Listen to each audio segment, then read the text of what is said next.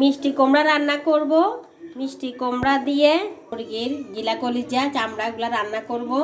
পাইপেন কড়াই বসিয়ে দিয়েছি। আসসালামু আলাইকুম, সবাই কেমন আছেন? আলহামদুলিল্লাহ আমি ভালো আছি। কড়াই ভিতরে এখন আমি তেল দিয়ে দিচ্ছি।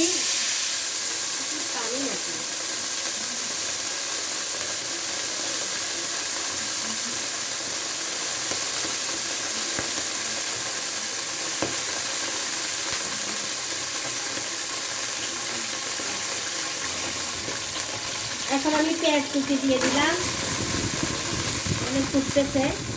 মশলাগুলা গোটা মশলাগুলা দিয়ে দিলাম, দিয়ে এখন আমি লাগবো।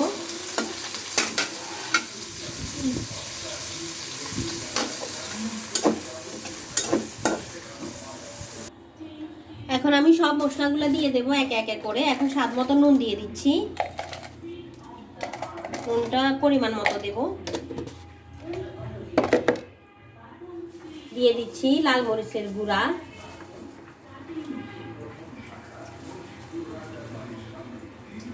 লাল মরিচের গুঁড়া দিয়ে দিলাম। দিয়ে দিচ্ছি হলুদের গুঁড়া, দিয়ে দিচ্ছি জিরা ধনিয়ার গুঁড়া,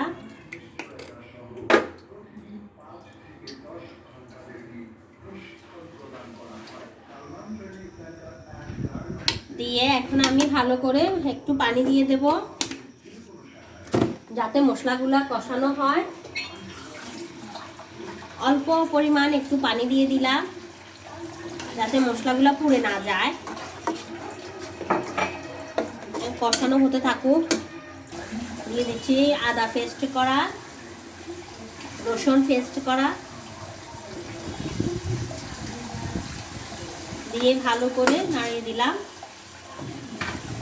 এখন কষিয়ে নেব। দেখেন তেলগুলো অনেক সুন্দরভাবে উঠে উঠে আসছে মশলা থেকে। এখন আমি মাংস গিলা কলিজাগুলো দিয়ে দিলাম মুরগির, দিয়ে ভালো করে কষিয়ে নেব। এখন আমি ঢাকনাটা উঠাবো। দেখেন মাশাআল্লাহ অনেক সুন্দরভাবে কষানো হয়ে গেছে মুরগির গিলা কলিজাগুলো। এখন আমি এখানে মিষ্টি কুমড়াটা দিয়ে দেব। এই যে তেলগুলো একবার উঠে উঠে আসছে, দেখেন দেখা যাচ্ছে, দেখছেন অনেক সুন্দরভাবে তেলগুলো উঠে উঠে আসছে। এখন আমি